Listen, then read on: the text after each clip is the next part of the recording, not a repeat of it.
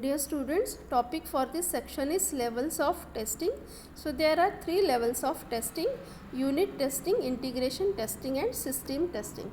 In unit testing, we have to test individual module as seen in the diagram. We have to test the individual modules. In integration testing, we have to integrate the module one by one and then we have to do the testing. And in system testings, when all the modules are integrated, then it becomes a system. So we have to do this system testing. So these are the 3 levels of testing. Here in testing we have to find out the errors. So there are certain types of errors. First is severe error. Severe error may crash the software. So that severe errors should remove as soon as possible. Okay.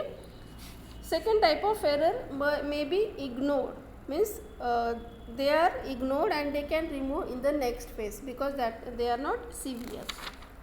Some types of errors are acceptable by the user because the cost of correcting that errors is large. So that errors are acceptable by the users.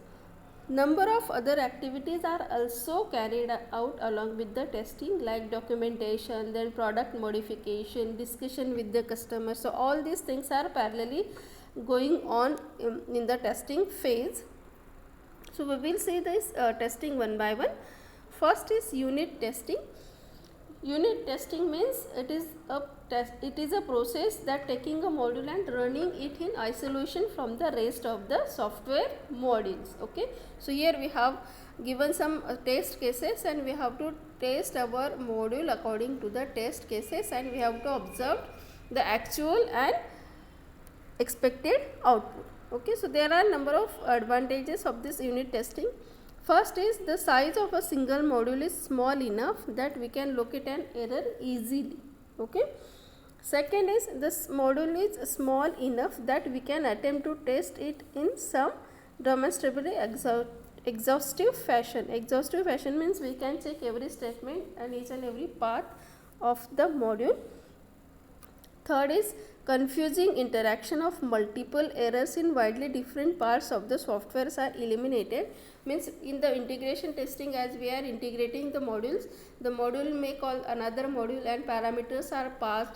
So these are the confusing part, complicated part. So it is ignored in the unit testing. Okay, but it is necessary to test this interaction among the module. So for that purpose, some drivers and stubs are developed.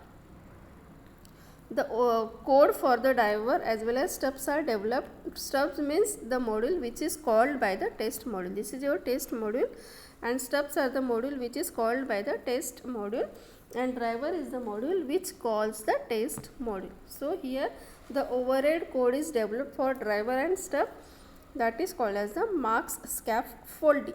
Okay, but this code of these drivers and stubs is not, it does not appear in the delivered product. Okay, so this is about unit testing.